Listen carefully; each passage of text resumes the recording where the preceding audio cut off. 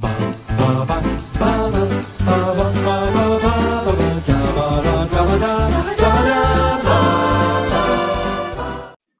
I'm Thomas Carruthers. I'm Will Leggetter. And today we start our next fortnight celebration. We are doing I think we're calling it a Scorsese grab bag, aren't we? Because we can't find anything to rhyme with Scorsese. True. But it's certainly not going to be our last. I don't want any finality to, such as William Goldman. I mean, he's died. So unfortunately, that is it for William Goldman. But I don't want any finality to this because it was very hard just picking 5 films. So we gave ourselves a pseudo arbitrary rule of 1 per decade. We made it easier for ourselves inadvertently because we've already done Goodfellas, which you weren't here for. So do you want to give us your 30-second opinion on Goodfellas? My 30 is very good. What are we going to do? Best single minute. It's the dinner table. It's making the chopping and the garlic. Have you ever tried that? No, but last night I was at the cinema watching Goodfellas.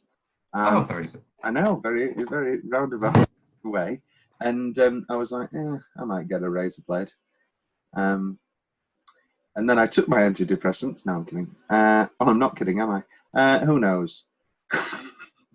And I thought, but then I realized I don't know what's the situation I'm going to be in where I'm cooking garlic in that way. They say that it melts in your mouth, and I mean, yeah, why not? No, he doesn't say it melts in your mouth. He says it melts in the pan with a little bit of oil. Yeah, and I sometimes quite like to find it straight in the. Oh, what have you got? I quite like sometimes to find a bit of garlic. I want it to have texture. If it melts in the pan, you might as well get smuggle garlic scented oil. Well, yeah, but this is 1960 something. I can't remember when he goes to prison. It's after the Billy Bat scene, and that's 1970. Who knows? But today we're talking about our 80s choice, our first 80s choice, the King of Comedy. And I'm thinking as I'm sitting here now, well, maybe this is my big break. This is my big chance. You know what I mean? You don't just walk on to a network show without experience. Now, I know it's an old hackneyed expression, but it happens to be the truth. You've got to start at the bottom. I know. That's where I am, at the bottom. That's a perfect place to start.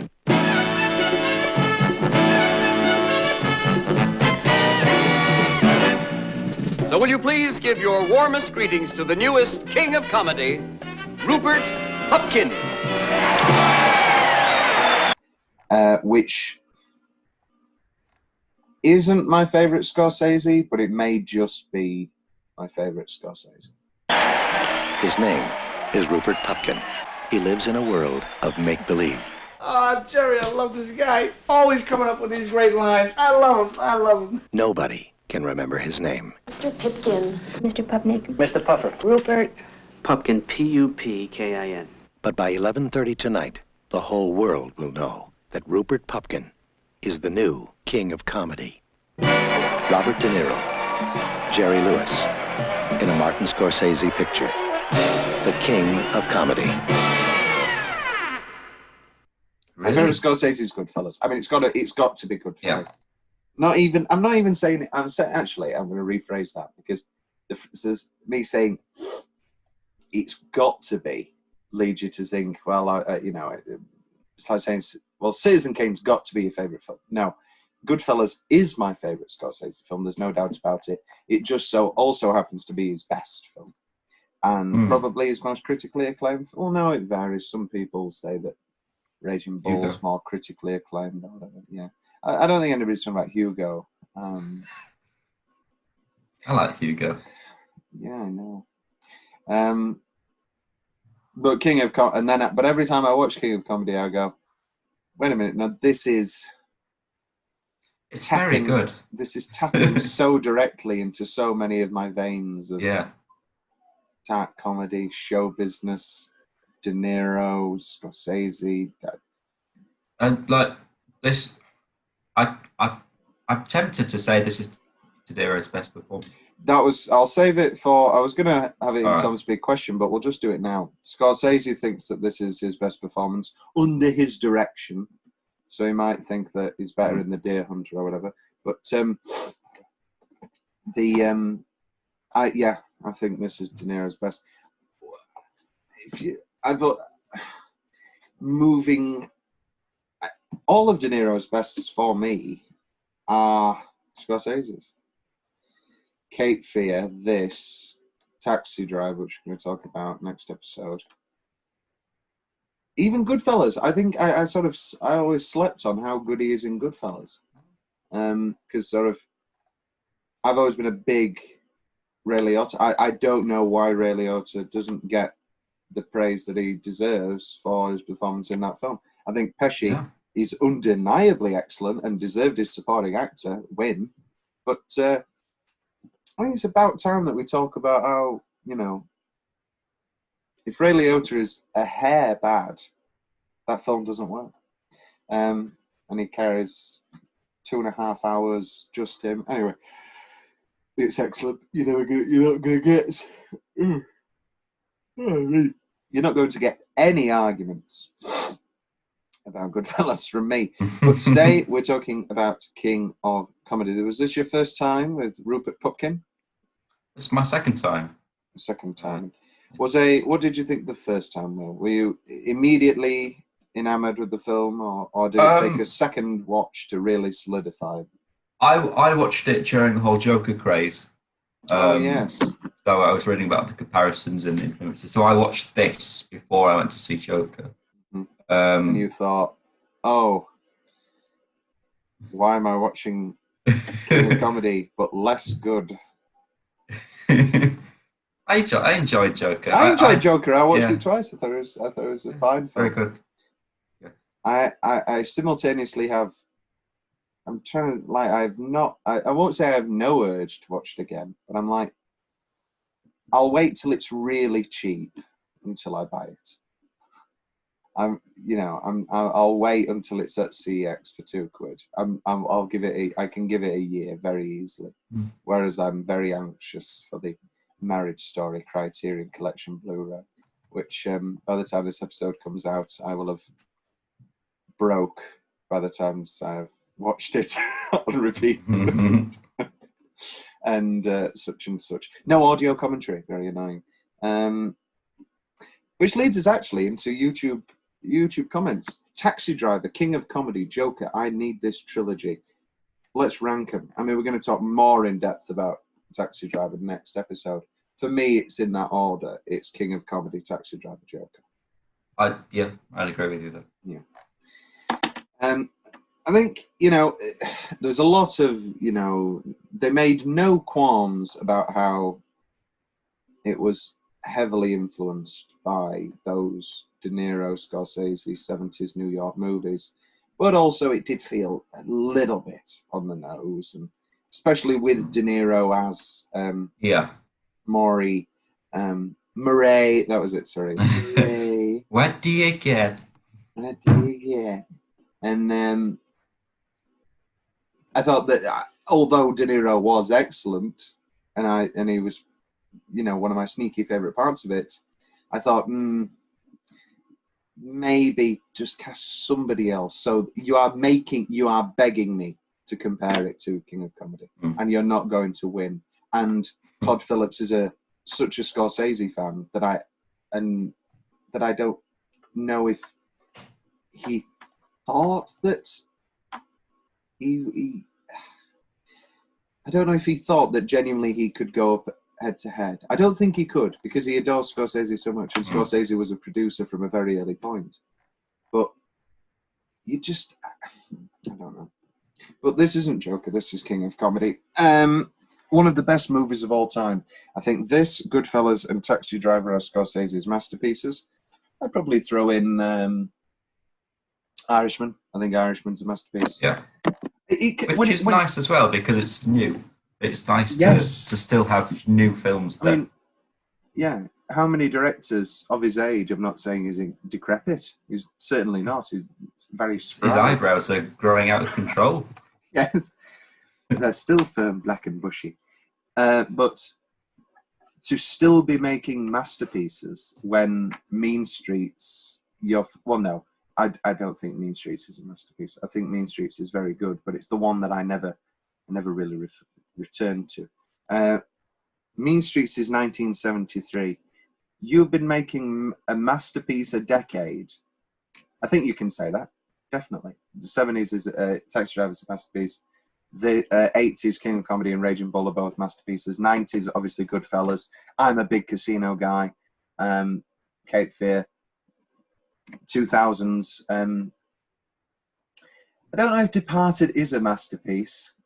It's one of my favourites. I watch it an awful lot, but getting into the 2010s, Wolf of Wall Street and Irishman are definitely masterworks. And also Silence. I thought Silence was really, really, really good, and probably Andrew Garfield's best. Yeah.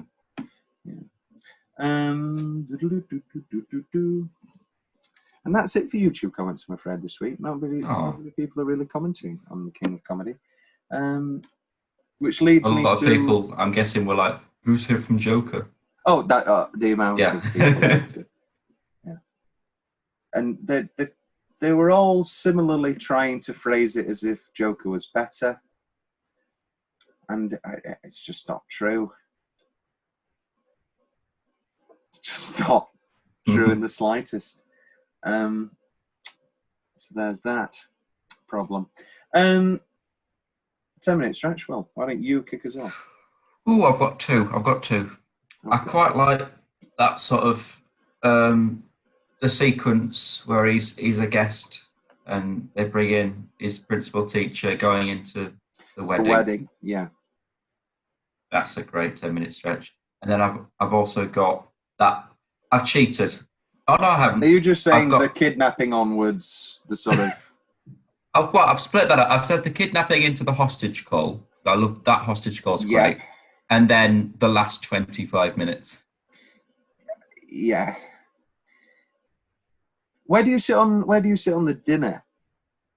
I couldn't watching this. I couldn't tell whether you really would like Sandra Bernhard or find her to be the thing to cut.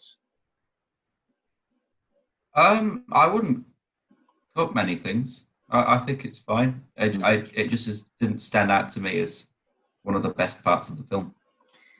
It does for me. I think Sandra Bernhard is just excellent in this film.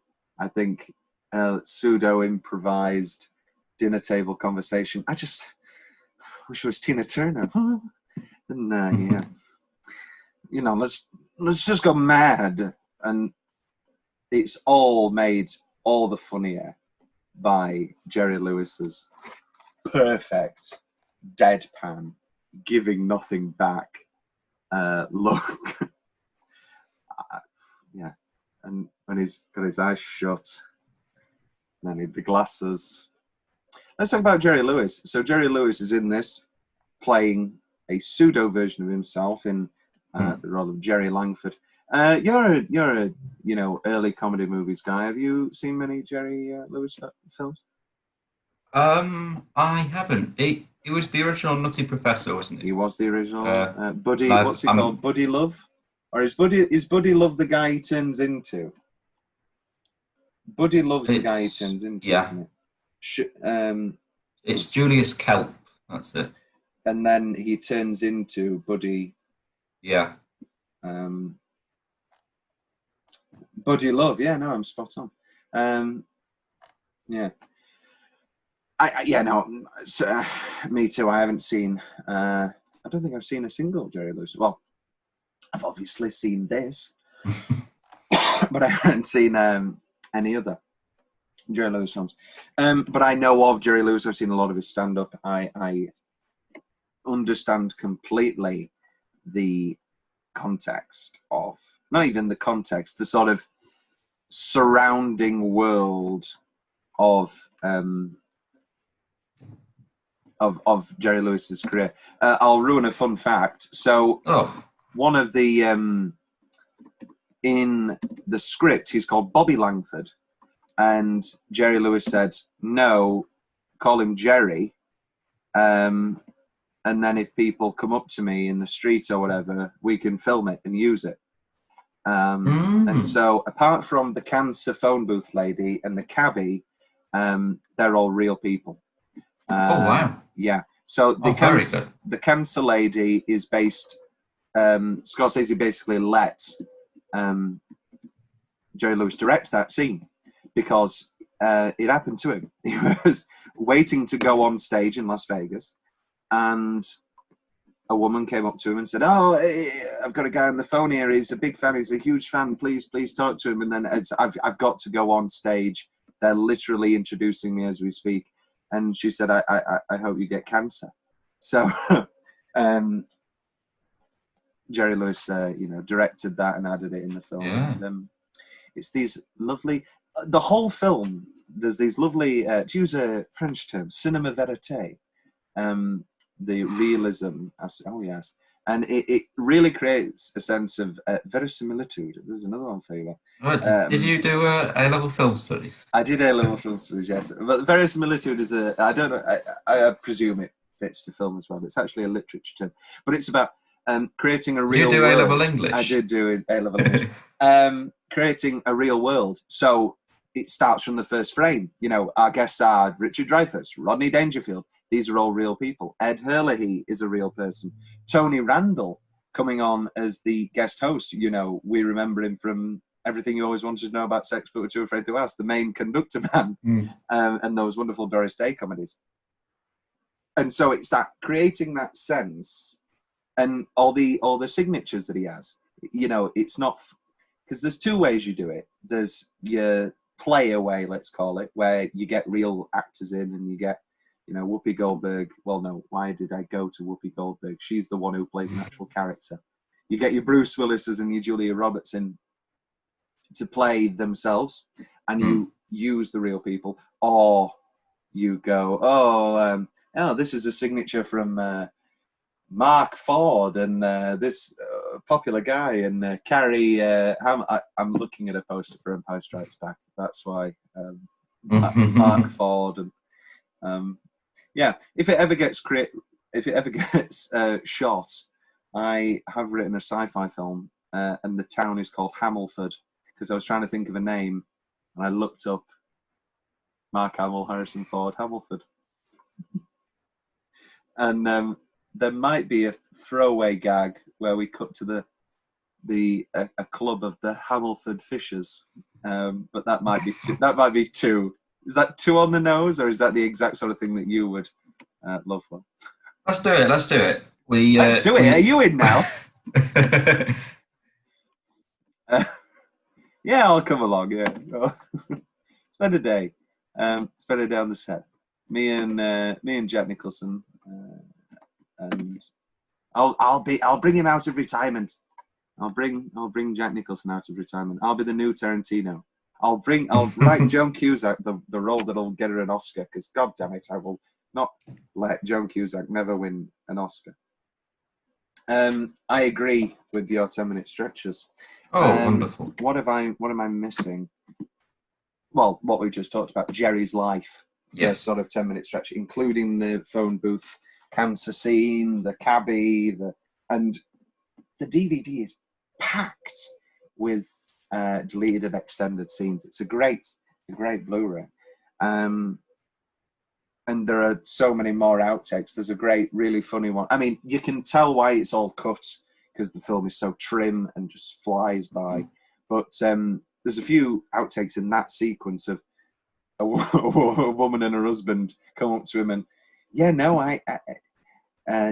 the husband's like, yeah, no, she won't let me touch her at night until the show's over, you know. And she's like, yeah, no, I just have to finish the show before I can even look at him. And it's these real, you know, stranger than life things that just make the film what it is. I also have the wedding, and then the kidnap, the dinner, the show, sort of.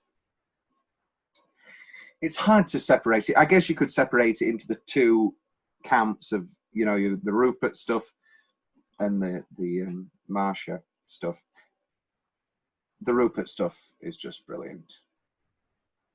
Meeting with Bert Thomas and oh yeah, can I see him? Can I see him monologue? And, no, but it's clean. And is Rupert any good? Yeah. The monologue was written by Paul Zimmerman, the writer of the film, built around the whole concept of riding a line, in that it's not incredible, but it's not bad either. And I think it perfectly fits that. Yeah, I chuckled. You know, you chuckle at a few of them, but then you go, oh, well, maybe, you know, that joke doesn't need to go on for that long. You can maybe turn that into a full, just cut one-liner. It doesn't need to be a run-on gag. But it's perfect.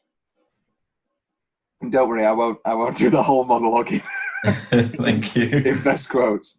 And that, you know, it's fully rehearsed, and that's one of the things that, you know, comes up in the research with De Niro was like because he's a full-blown method actor, but he sort of underestimated how long it would take to get those comedy monologues perfect, and the preparation and practice that goes into those sort of things. So he sort of learned his lines, and he was like, okay, like he did for Taxi Driver, he drove a taxi around for a couple of months.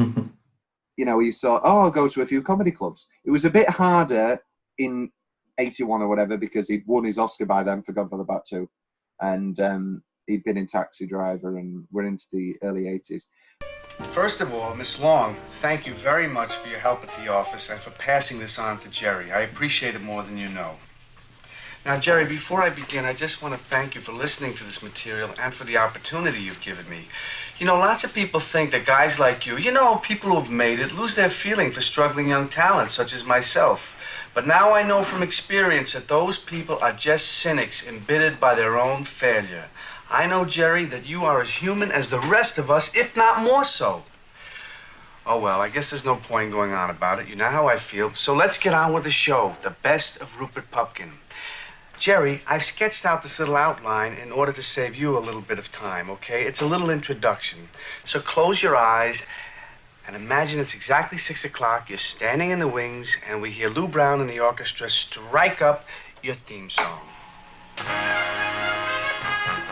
And now, from New York, it's the Jerry Langford Show with Jerry's guests, Richard Pryor, Ben Gazzara, Elizabeth Ashley, Carol Burnett, and the comedy find of the year making his television debut, Rupert Pupkin, the new king of comedy. Rupert!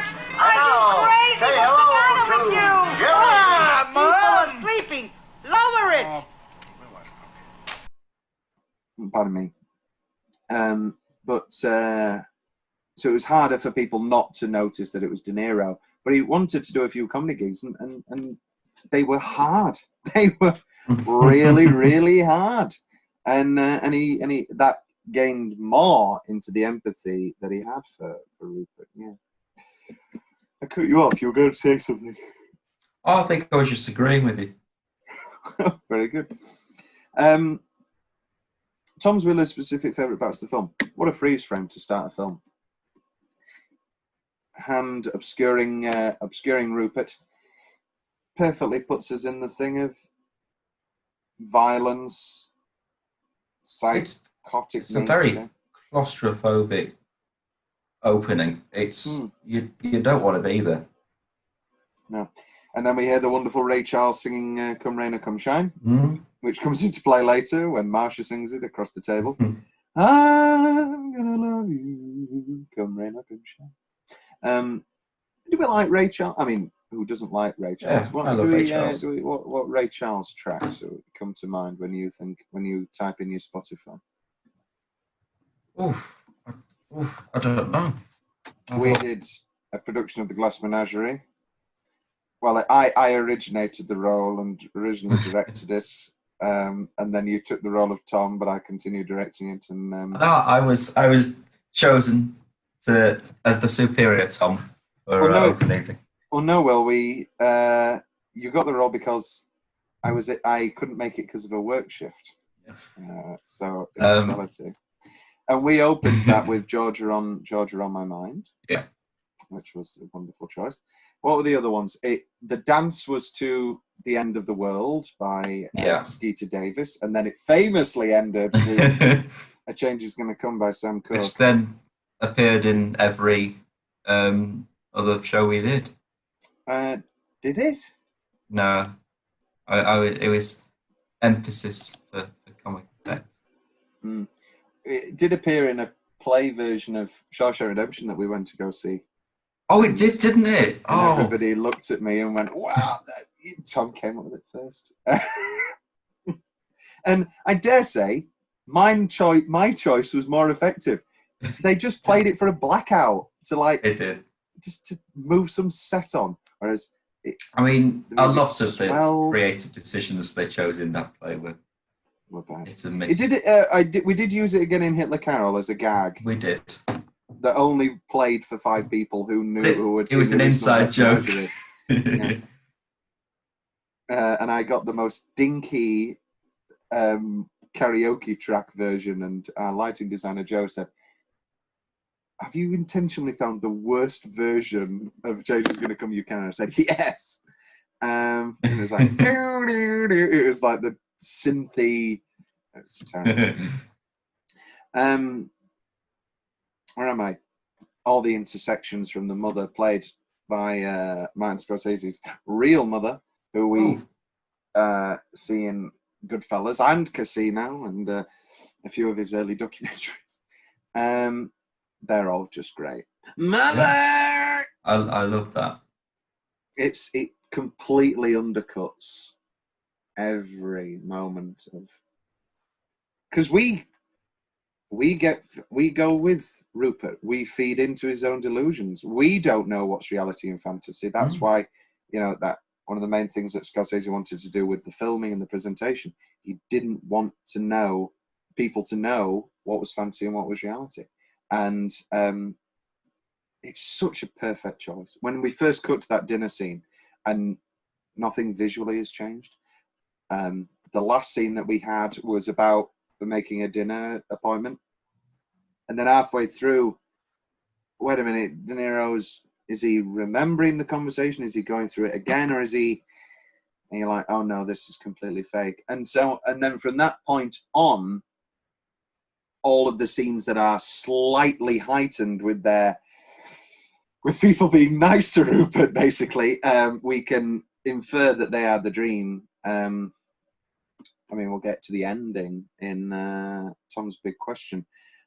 Our Pup Auto. What?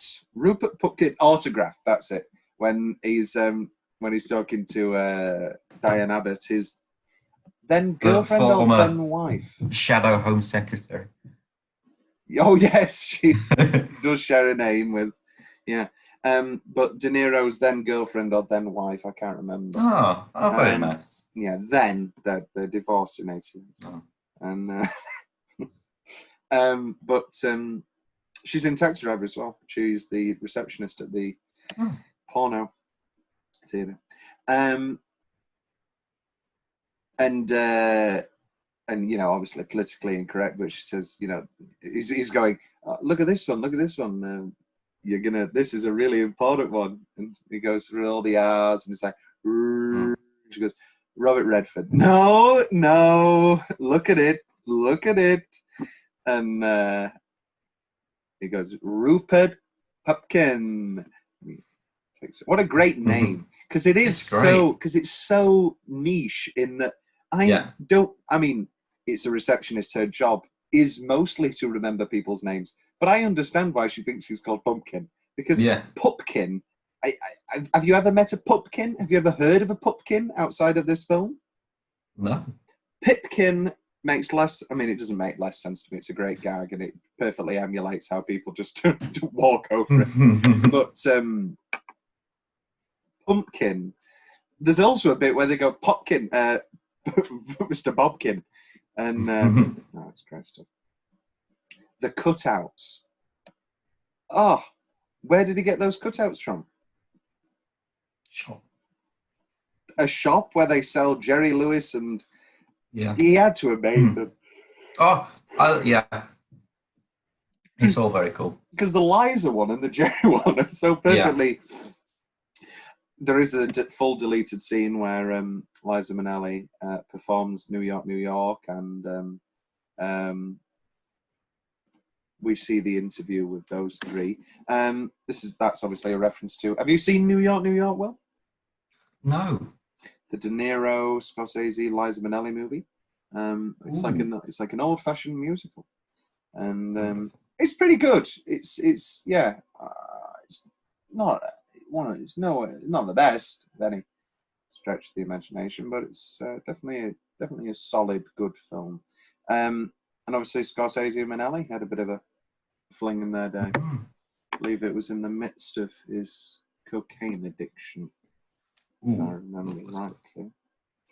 The recording of the tape. Now, this is what I imagine you saying, and then he's got all the music ready. What a great theme tune. What did you think the first thing I did, Will, when watching this film again? Did you record the theme tune itself and add it to your quiz playlist? I can't. I looked on Spotify then. I did look straight away on Spotify for that.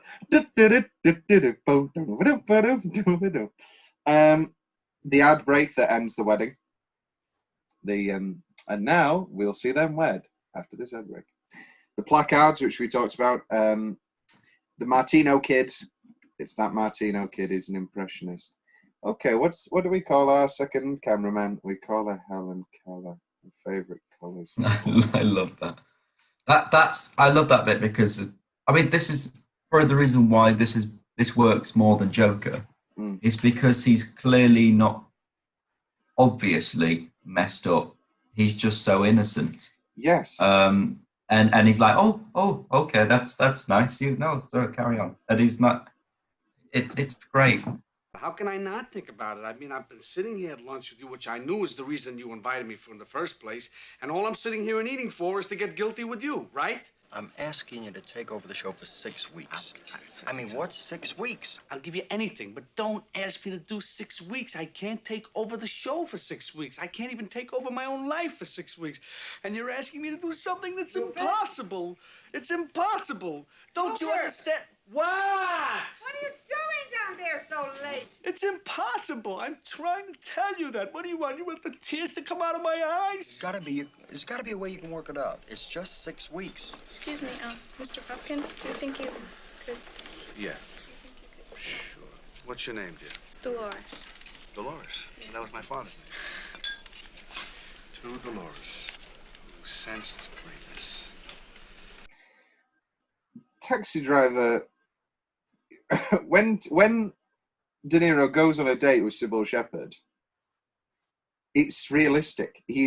We know that he's deeply disturbed, but whether he's quite, forward with it or whatever, not necessarily charming, but he's got a bit of swag about him. He's got a bit of charisma. He's got a bit of forwardness of like, I'm willing to ask. I think you're beautiful. I'm going to ask you for a date. It makes a lot. Whereas in Joker, the first thing I thought was, this is all fantasy. With Zazie Beetz, I thought straight away. I thought, oh come on. And then there were gasps in the theatre. I thought, come on. Just like an Endgame. Yeah. Apart from me, it was just boo. Kept making fart noises. Didn't need to make fart noises because there was a bloody group of kids screaming, and the lights didn't. I've told you the Endgame story, haven't I? Where the lights didn't come down, and and then there was this big. And I'm a northern guy, but it was down south, and they were like, "Hey, well, you're the one making the noise, mate," and it all. Bloody hell. Just let me sit through this movie that I don't actually think I'll enjoy, but I have to watch because everybody's going to watch it.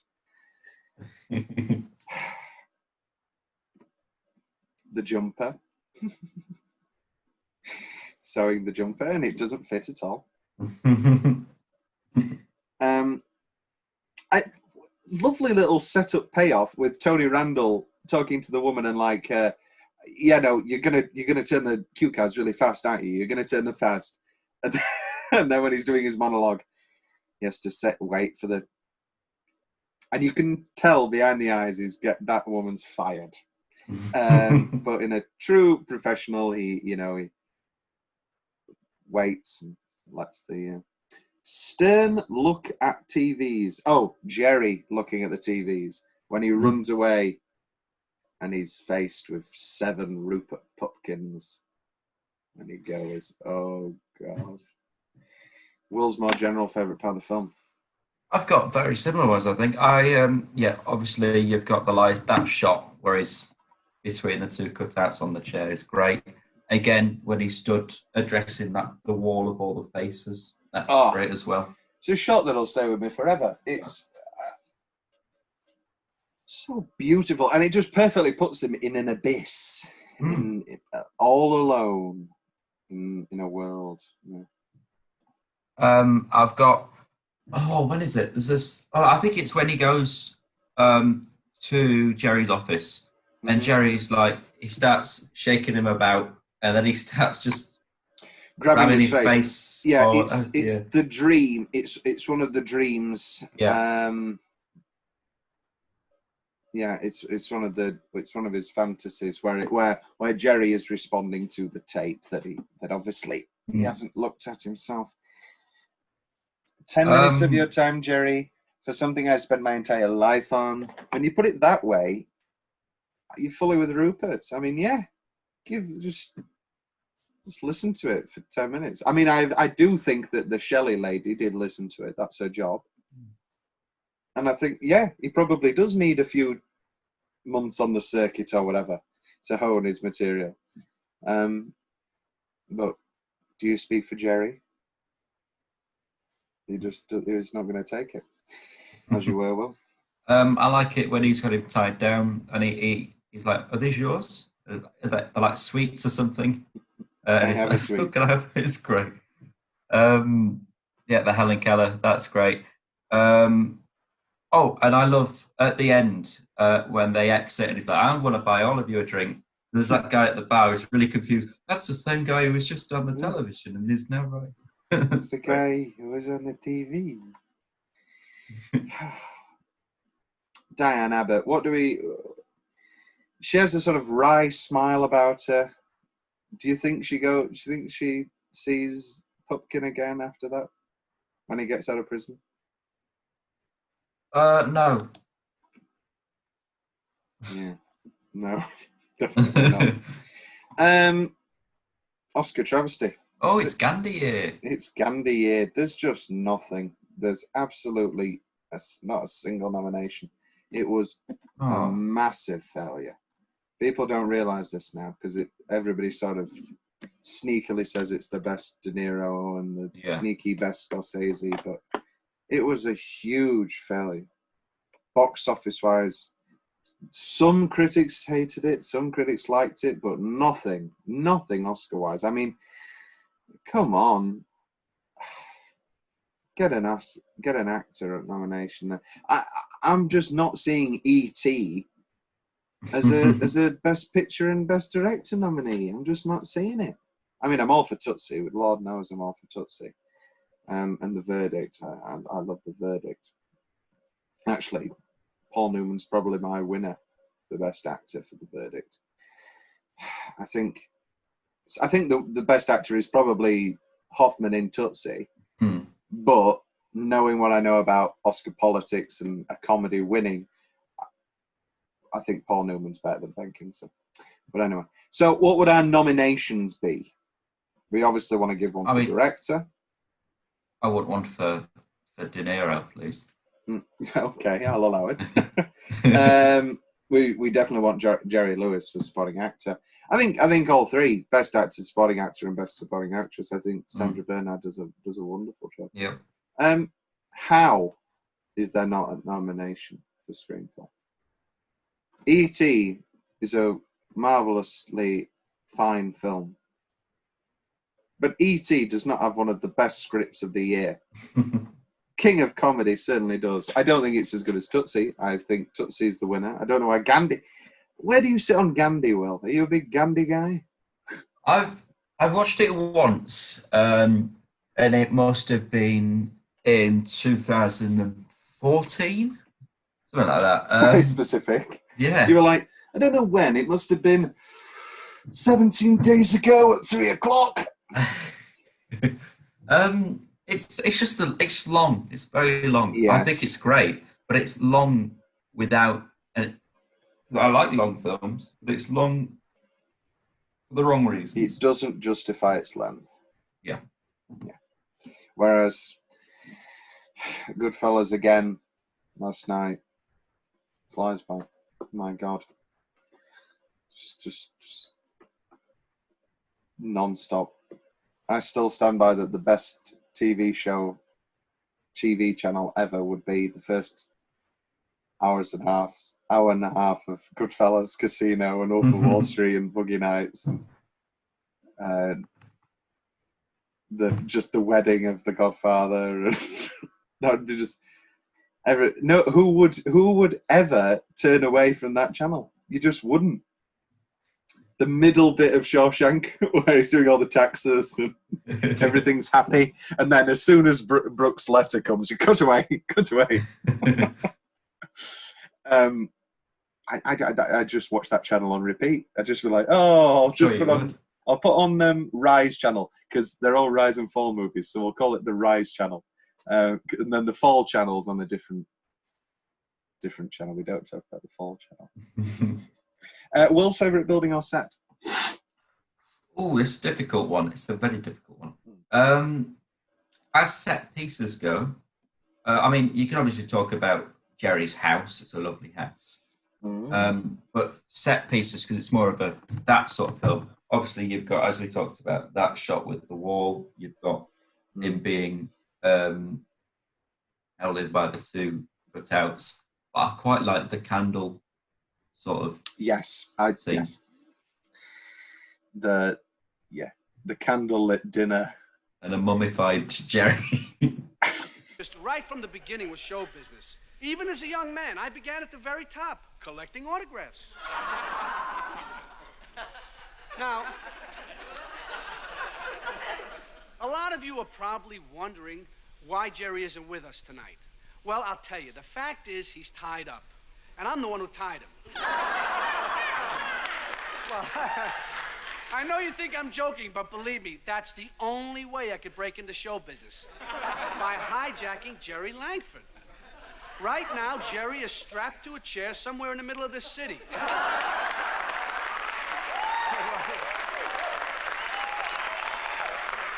go ahead and laugh. Thank you. I appreciate it. But the fact is, I'm here. Now, tomorrow you'll know that I wasn't kidding, and you'll think I was crazy. But look, I figure it this way. Better to be king for a night than schmuck for a lifetime.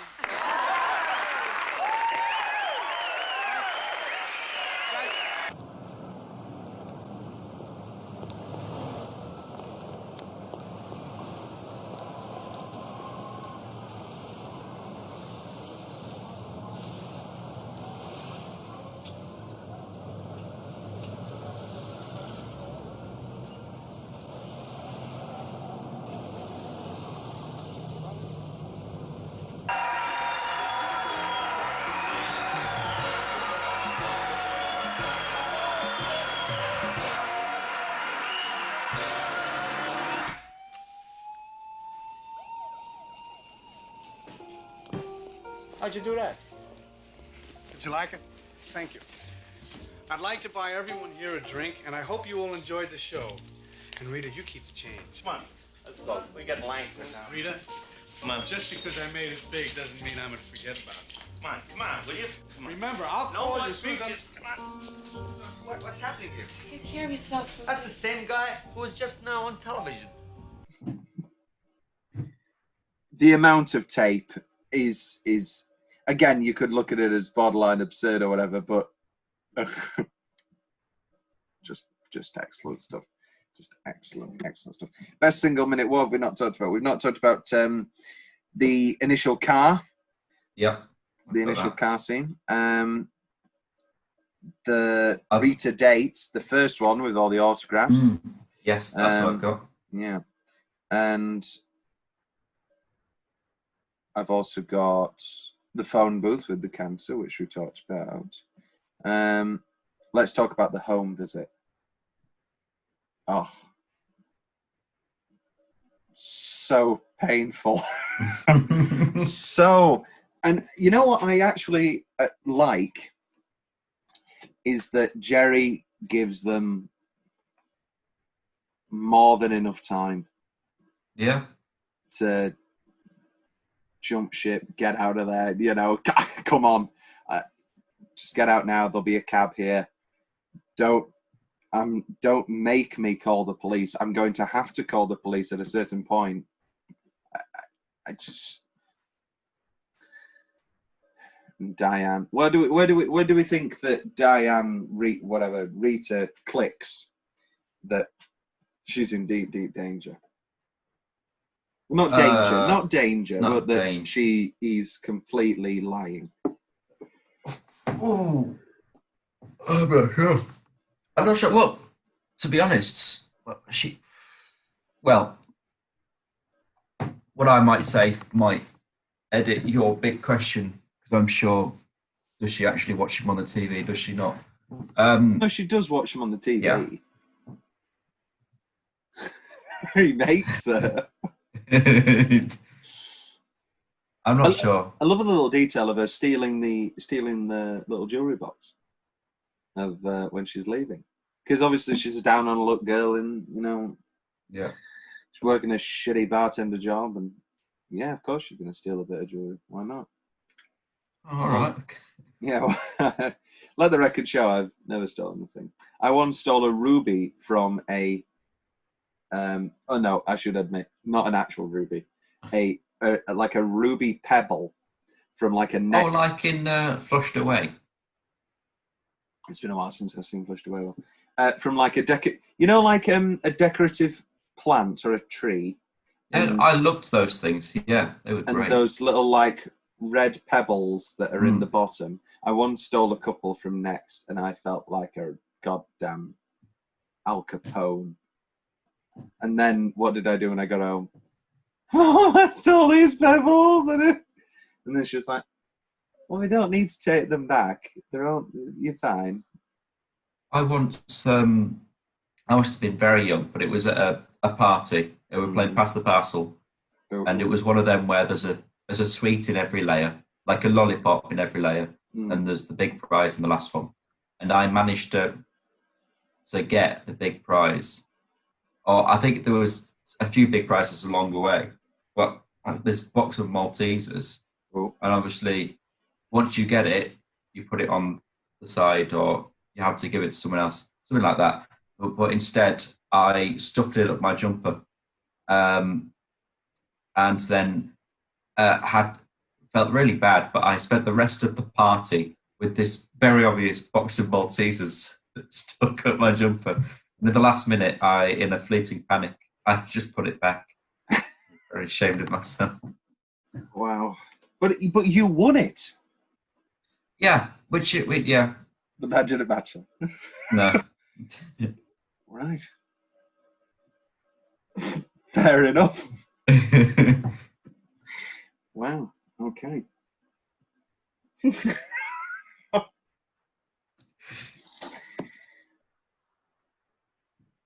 Good God, what a story. What do we do next on this show? It's what line? We'll do some line. Best line. Wow. Do you know? I think you do not have any other nominations for single minute.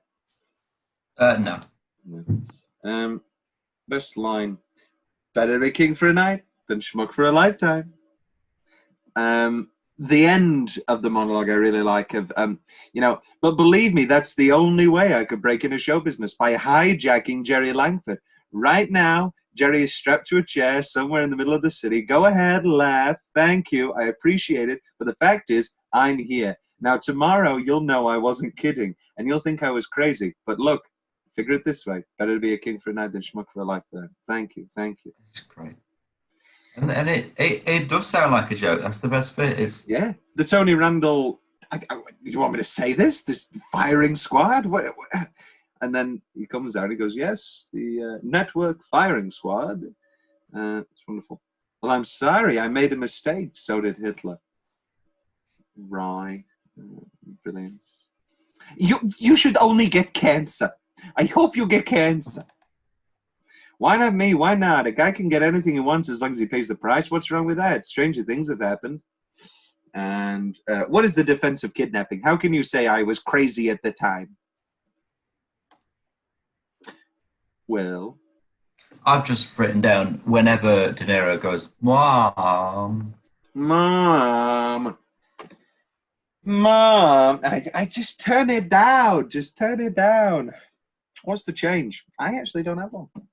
I don't have a change, no. Oh, that's wonderful stuff. We're there to greet the 37-year-old comedian and author, among them his new agent and manager, David Ball, who announced that King for a Night, Pupkin's best-selling autobiography, would be appearing next September as a major motion picture. Said he had used his stay at Allenwood to sharpen his material. He said that he and his people were weighing a number of attractive offers and that he looked forward to resuming his show business career.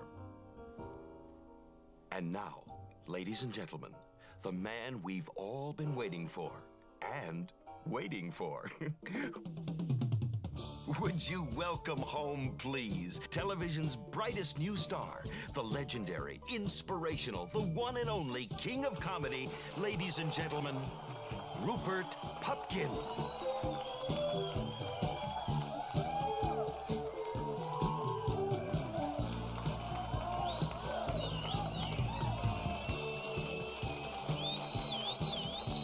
Rupert Pupkin, ladies and gentlemen, let's hear it for Rupert Pupkin. Wonderful. Rupert Pupkin, ladies and gentlemen. What's left from Will's notes? Nothing. Fair enough. What's left from Tom's notes? Do you remember the name of the book that the writer who has to get bumped? No. The Vanishing Siberian Tiger. What's that book about? I think that Siberian Tiger is a gem. It's a jewel, like the Pink Panther. Like the Pink Panther. the Beyonce Knowles Pink Panther, obviously. Oh, yes. Definitely. The only Pink Panther. I would like to buy an hamburger. Yeah, this is Martin. Lovely weather we're having today. That's the low point, isn't it? It's really bad. Are you a fan of the Peter Sellers, the proper Pink Panther movies? Yeah, I enjoy it. Well, I mean, I like Peter Sellers. Can't not like Peter Sellers. Who doesn't like Peter Sellers? Alternate ending corner. We don't have one. A few fun facts, though, we do have. I do like how those two categories are back to back. So every time there isn't an alternate ending, I get to say, we don't have an alternate ending, but we do have a few fun facts. Martin Scorsese said later that making this film was an unsettling experience, in part because of the embarrassing bitter material of the script. Scorsese said that he and De Niro may have not have worked together again for 7 years because making King of Comedy was so emotionally grueling. Aww. Well, no, they did work together again. Well, there's not two. I don't know where he'd fit into those. When? What did they do? Are you joking? Yeah. I don't know where. I don't know actually where De Niro would fit into those late 80s Scorsese movies. Because I don't know who De Niro is in Last Temptation of Christ. Mind you, Harvey Keitel's in there as I can't remember who he is. So he makes After Hours after this, which is just a great comedy. I love After Hours. The Colour of Money, which is a sequel to The Hustler, so there's no room for him there because he's already got Paul Newman and Tom Cruise. Last Temptation of Christ. You could definitely put him in there, I guess. and then Goodfellas, Cape Fear, Casino, and then they don't work after Casino until Irishman.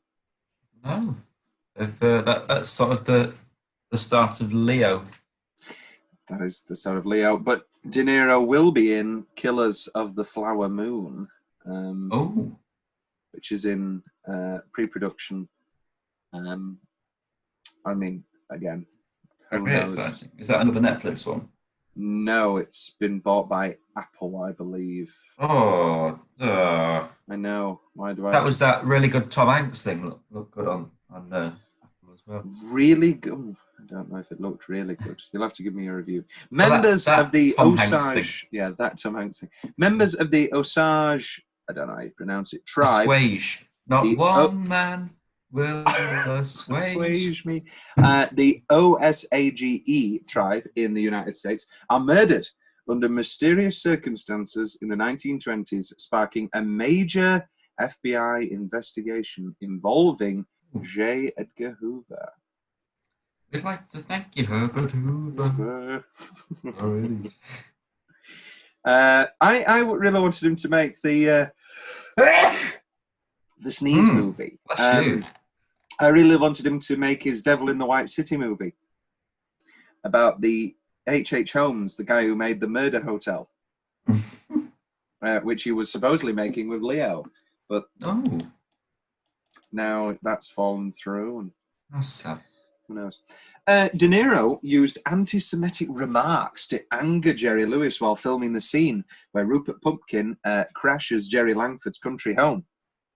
Lewis, who had never worked with method actors, was shocked and appalled, but delivered an extremely credible performance, and later commented, don't worry, I can see your face, later commented that that it was what made the film. And obviously De Niro profusely apologized. De Niro and Diane Abbott were married in real life at the time. De Niro wrote Martin Scorsese a letter before filming expressing his reluctance to the casting of Jerry Lewis, feeling that Lewis might be tempted to ham it up and not be able to deliver a believable dramatic performance. Martin Scorsese argued that Lewis's own experience as an old-school Botch Belt and Catskills-based comedian and the pathos that lied within his manic film comic persona would help him understand and portray the angst of Jerry Langford.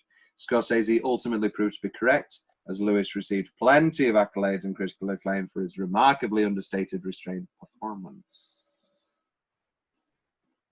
Meryl Streep turned down the role of Marcia. Good. Don't think. Don't think. No, I think that, yeah. In the original script, where Rupert and Rita meet in the diner, there is a stranger sitting behind Rupert who flirts with Rita. Later, this stranger propositions her successfully. Although he is glimpsed in the film, it is not clear what he is doing. All the way through this film, I was like, who's that guy? Looks familiar. And then I realized it's Maurice Wiggs from Goodfellas. It's that guy. And I thought, oh, there we go. That makes sense. Nicole Kidman is a big fan of the film and has claimed in interviews that it is her favorite comedy. Just when you thought that Nicole couldn't get any better, she also loves King of Comedy. In the scene where Jerry hits Marcia, Jerry Lewis originally wanted Sandra Bernhard to fall through a glass table, but Bernhard and Scorsese refused for fear she might be seriously injured. Of course, Jerry Lewis comes from that old era of you do your own stunts and get serious back problems later in life, but it's all worth it. Jerry Lewis suggested that his character be killed by Rupert at the end of the film, but Scorsese rejected the idea. What is this movie? Well, it's Joker. Yeah, I could say it's Joker. Didn't even realise that until yeah. And we talked about whether Tom's big question. We talked about whether this is De Niro's best. What's the ending? Is it a fantasy? Is it real? I think it's real. I've always thought it's real. The one thing that I think leads me to believe it's not real is the final zoom. And because that intro is so weird of the guy repeatedly going, Rupert Pupkin, we love you, Rupert Pupkin. Let's hear it for Rupert Pupkin, over and over and over again. And that's that's not what a TV interview intro consists of. So that has always led me to believe that it's slightly fictional. But we know, as Sandra Bernard, I was listening to the anniversary Q&A, and Sandra Bernard was saying, you know, what a crazy world we live in. Everything that we guessed was going to happen in King of Comedy is only the, you know, it's only the top of the iceberg when it comes to what is actually happening nowadays. Yeah. Scary stuff. Scary stuff. I've put it as a question, but there is no question really whether Rupert's deluded or not. He genuinely believes those meetings are happening. And yeah, I think he does. I think I prefer Rupert to Arthur Fleck. Of course, there's no question. Rupert's endearing. You like him. I think they just fought. I don't know what it is. Joker's fine. Watch Joker. Are we talked about whether Pumpkin's... Are we talked about whether Pumpkin's any good? Yeah. So that was our 80s pick. Synopsis of a sequel. I mean, we've got a reimagining or whatever you want to call it and just been lazy. Next episode, we're doing our 70s pick, which... because I wanted to do it out of order. Yes, but that's fine. Our 70s pick. A real companion piece, actually, to King of Comedy, and we're going to talk about it then when we talk about Taxi Driver. So, until then, I've been Rupert Pupkin. So you've forgotten your name? I was genuinely going to say I've been Rupert Pupkin. Oh dear. It's a bad sign, Will. It's a bad sign. Ba ba ba ba ba ba ba